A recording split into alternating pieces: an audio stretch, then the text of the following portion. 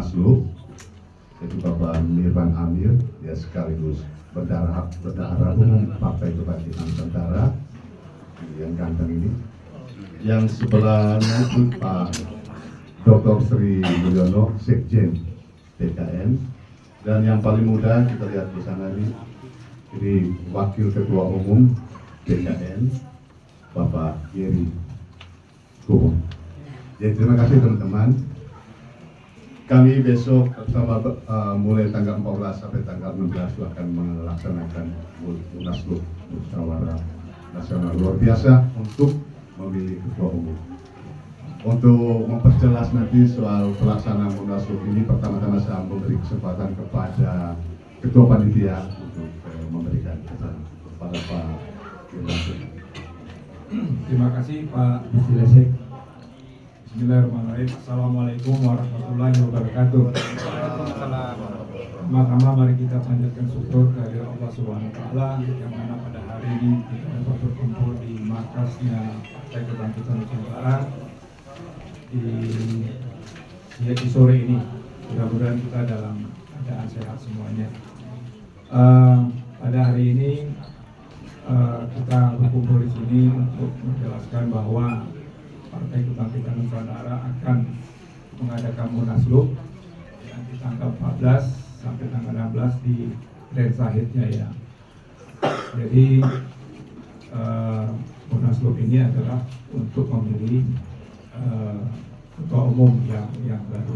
Yang sebenarnya memang ini sudah lama kita rencanakan, tapi mungkin kebetulan Bapak Dr. Anas Urbaningrum itu dalam proses DMB, ya, jadi terakhir dia DMB di tanggal 9 Juli kemarin. Jadi memang dalam waktu 3 bulan setelah keluar tanggal 11 Juli, Bapak Anas Urbaningrum itu tidak bisa beraktivitas tentang jauh-jauh tentang politik lah. Jadi sekarang ini Pak Anas itu sudah merdeka, dan makanya PKN ini mengadakan Munaslup untuk Bapak Anas kita pilih, kita aklamasi untuk menjadi ketua umum ke depan dari tahun 2023 sampai 2028. Untuk kelanjutannya tentu saya sebagai ketua OC mempersiapkan semuanya, apa-apa yang dibutuhkan di lapangan segala macamnya, tempat persiapan, tentu kedatangan daripada Kapimda ya, dan sekretaris dan bendahara. Jadi kita menurut undang adik-adik kita mengundang Kapimdanya 2/3 dari seluruhnya ya. Jadi kita tanggal 14 kita mulai acara pembukaannya itu di jam 7 malam. Ya kan, jam 7 malam di situ langsung kita ada pemilihan untuk ketua umum, dan penutupannya itu di tanggal 15 malam. Disitulah Pak Anas pidato politik ya, yang selama ini mungkin dia sudah lama nggak pidato politik, sudah 9 tahun 3 bulan. Jadi kangen banget ya pidato politik. Mungkin bapak-bapak, saudara-saudara sekalian mungkin bisa hadir pada saat penutupan itu. Saya rasa itu aja dari saya. Mungkin bisa dilanjutkan oleh Pak Sekjen masalah kebijakan-kebijakan Partai Kebangkitan Nusantara, dan juga hari Sabtu pagi kita jam 9 pagi kita ada acara juga di Monas. Karena kenapa kita acarakan di Monas? Yang selama ini Bapak Anas Urbaningrum dituduh bersalah masalah Hambalang, dan dia pernah menyatakan sepeser pun dia tidak mengambil atau itu, dan dia berani untuk digantung di Monas. Jadi pada saat hari itu kita akan bacakan masalah keputusan pengadilan yang dia tidak bersalah masalah kasus Hambalang. Saya rasa itu. Terima kasih. Wabillahi taufiq wal hidayah. Assalamualaikum warahmatullahi wabarakatuh. Waalaikumsalam. Kita belum Kriterianya tentunya kriteria yang ideal. Kalau kita punya kriteria yang pasti ideal, yang punya track record bagus, Bahkan di sudah- atas bagus mungkin. Kenapa? Bahkan di atas bagus maunya. Iya, kita tentunya ingin yang ideal lah untuk memimpin Indonesia. Karena Indonesia ini kan bangsa yang besar, negara yang penduduknya besar, masalahnya juga banyak, kekayaannya juga banyak. Maka kita tentunya ingin presiden yang betul-betul mumpuni, skillnya bagus, kemudian pengalamannya bagus, kemudian apalagi kepemimpinannya bagus, Track record. teruji. Nah, itulah yang akan kita tentukan, yang akan kita dukung. Tapi untuk person siapa kita belum menentukan. Inisial aja mas. Hah? Inisial. Inisialnya AU. Pak, apakah di luar yang sudah ada atau memang yang sudah ada yang 3 nama besar itu, Pak? Ya gimana ya, itu kan media yang menyajikan ya. Media itu memaksa rakyat untuk memilih orang itu saja. Berarti Kita sebenarnya ada kita dipaksa memilih orang itu doang. Berarti sebenarnya dari PKN ada calon Hah? Pak. Ya enggak. Sebenarnya kita ya pengen yang lebih luas ya. Kalau diajak berkoalisi, Ya kita tadi saya sudah sebutkan kita punya Majelis Agung, punya Ketua Umum yang menentukan hal-hal strategis partai.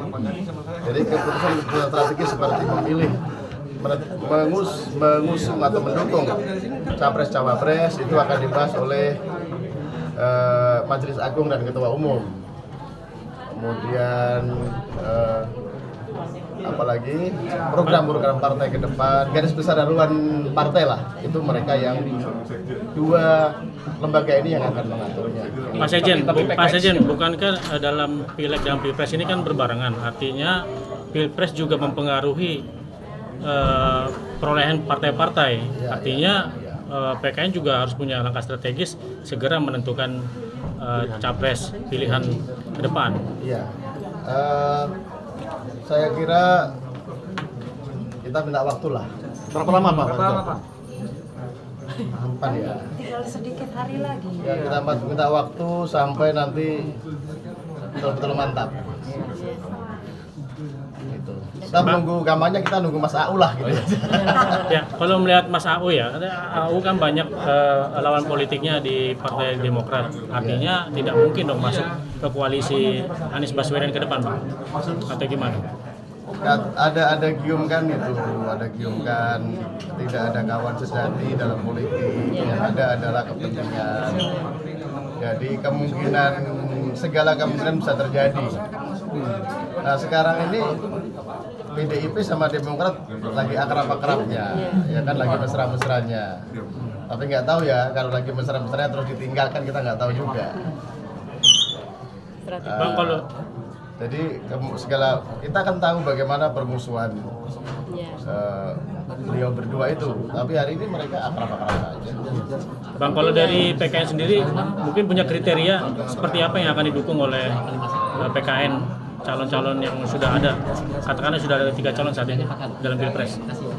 Kriteria. Iya. Kriterianya gimana ya? Kriterianya tadi sudah saya sebutkan ya.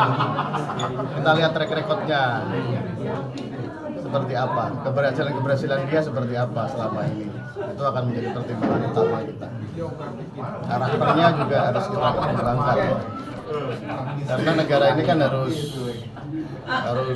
berlanjut, pembangunannya harus apa?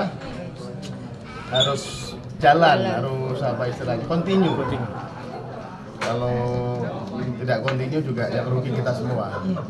Jadi, ibadahnya bagus, ya, dia tidak pernah dendam hatinya, dia sangat baik, cuma dia ingin ada keadilan ke depan.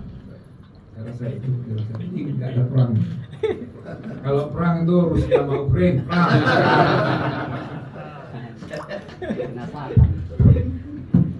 baik, yang pertama pencabutan hak politik Mas AU selama 5 tahun. Ya, memang Mas AU kena pencabutan hak politik selama 5 tahun dan beliau tidak boleh menjadi pejabat publik. Pejabat publik adalah pejabat pada badan publik yang didanai oleh APBN atau APBD. Sementara PKN tidak ada kaitan dengan APBN maupun APBD. Jadi Mas Anas boleh menjadi ketua umum Partai Kebangkitan Nusantara. Itu yang pertama. Soal pertimbangan kenapa harus Mas Anas, ya kami sangat yakin dengan kemampuannya, dengan jaringannya, dengan pengalamannya, Mas Anas akan membawa partai ini menjadi partai besar. Itu keyakinan kami. Dan kenapa Mas Anas itu di penjara 9 tahun? Karena memang menurut kami ya, ada kekhawatiran dari lawan-lawan politiknya bahwa